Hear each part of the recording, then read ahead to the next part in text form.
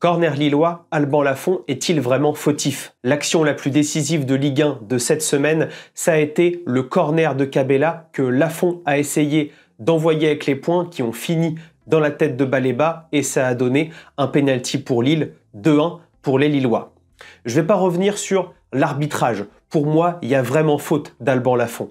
Cependant, je voudrais savoir si c'est vraiment le fautif sur cette action. Tout d'abord, on a l'organisation nantaise. Ils sont en 3+4 en zone. Avec une zone de prédilection, le deuxième poteau centre où Alban Lafont peut intervenir. Est-ce qu'il doit intervenir aussi loin de son but? Je pense que oui, parce que c'est un gardien de Ligue 1 plutôt grand.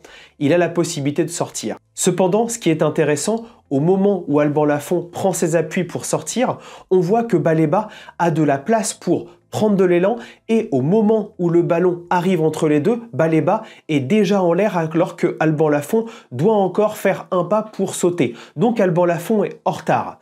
Et donc le problème, il n'est pas à la hauteur où Alban Lafont saute, mais sur sa capacité à arriver avant Baleba et force est de constater qu'il n'est pas arrivé devant Baleba. Tout d'abord, ce qu'il faut analyser, c'est que la ligne de 4 des Nantais n'est pas bien mise au départ. Pourquoi? Parce que Mollet et surtout Mohamed ne sont pas placés au moment où Cabella tire le corner.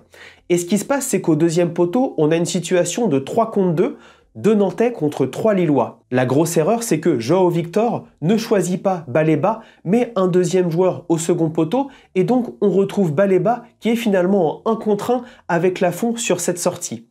Enfin, ce qui est surtout criant, c'est que sur l'action, Baleba saute avec Lafont, mais il y a également 2 autres Lillois au deuxième poteau qui sont capables de reprendre le ballon alors qu'il n'y a aucun Nantais qui a essayé de sauter en même temps que Lafont. Donc il y a vraiment un manque d'agressivité.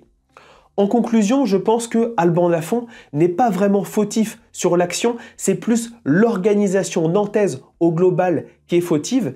Il en fait partie, bien évidemment, mais je pense que la responsabilité est vraiment partagée avec ses défenseurs. Dites-moi ce que vous en pensez en commentaire. J'ai vraiment hâte de voir cette 38e journée avec les coups de pied arrêtés nantais.